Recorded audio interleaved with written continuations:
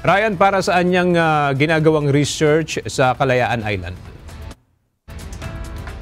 Ayon sa Marine Environmental Protection ng Philippine Coast Guard, unang hakbang lamang ito ng mga serye ng aktibidad para sa rehabilitasyon ng mga coral reef at iba pang marine ecosystem sa West Philippine Sea.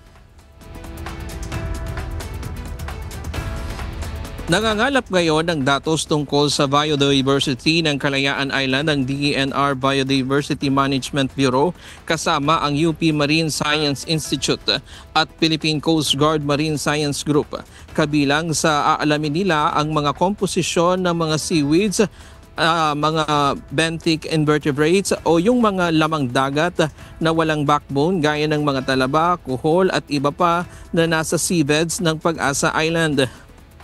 Sa ngayon ay nasa ikalimang araw na ang grupo sa Kalayaan Island. Nagsimula ang kanilang pag-aaral sa mga yamang dagat sa Kalayaan Island noong February 22 at matatapos sa February 28.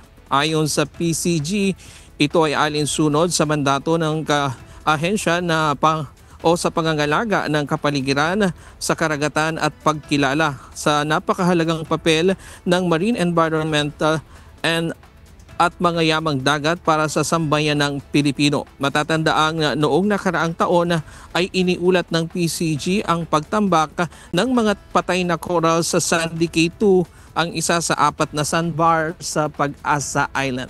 At yan muna ang latest mula dito sa Quezon City. Balik sa iyo, Aga. Maraming salamat, Ryan Lacanlale.